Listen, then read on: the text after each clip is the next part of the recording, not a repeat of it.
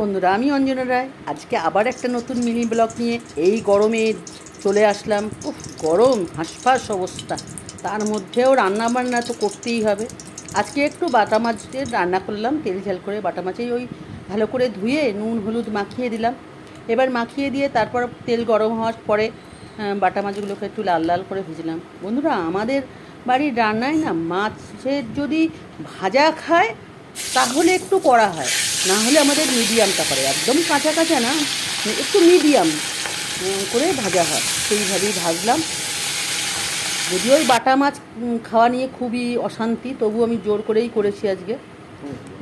এবারে করা মানে মাছ খাবো না ঠিক আছে, তবু বাটা মাছ এসব কাঁটাওয়ালা মাছ খাবো না।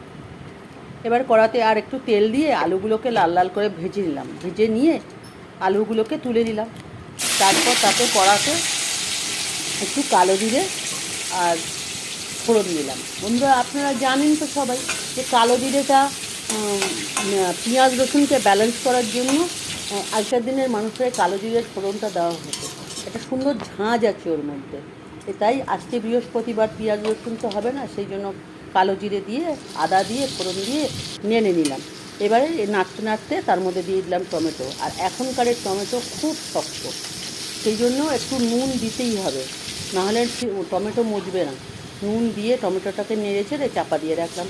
তারপরে একটা বাটিতে লঙ্কা, কাশ্মীরি লঙ্কা গুঁড়ো, হলুদ, নুন, সামান্য 2-4 দানা চিনি আর অল্প একটু জিরে গুঁড়ো, অল্প একটু ধনে গুঁড়ো দিয়ে তুলে নিলাম। রান্নাটা দেখতে রিচ হলেও মশলাটা খুব, ওই কাশ্মীরি লঙ্কার জন্যই কালারটা তো ডিপ এসেছে। দিয়ে ভালো করে নেড়ে ছেড়ে নিয়ে মশলাটা কষিয়ে নিলাম। মশলাটা তেল ছাড়তেই মশলার মধ্যে মিশিয়ে দিলাম আলুটা মিশিয়ে দিয়ে দিলাম জলটা দিয়ে যেই ফুটে দিয়ে টকবক করে মাছটা, তেলটা মশলার সমেত আলুটা ফুটে উঠলো, মাছ দিয়ে দিলাম। আর মাছটা দেওয়ার পরেই চাপা দিয়ে দিলাম। আর পরে দেখলাম একটু নুনের প্রয়োজন আছে, তাই সামান্য একটু নুন ছড়িয়ে দিলাম। আর ওপর থেকে একটু কাঁচা সর্ষের তেল ছড়িয়ে দিলাম। আর বন্ধুরা, আমার বাড়িতে আলু ছাড়া কোনো কিছু খাওয়া যায় না, তাই তেল ঝাল যখন একটু পাতলা পাতলা করে একটু আলুও দিয়েছি।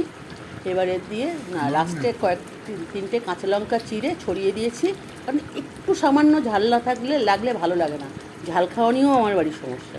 এইভাবেই মাছটা রান্না করে আজকে করলাম। দুপুরে সবাইকে খেতে দিলাম।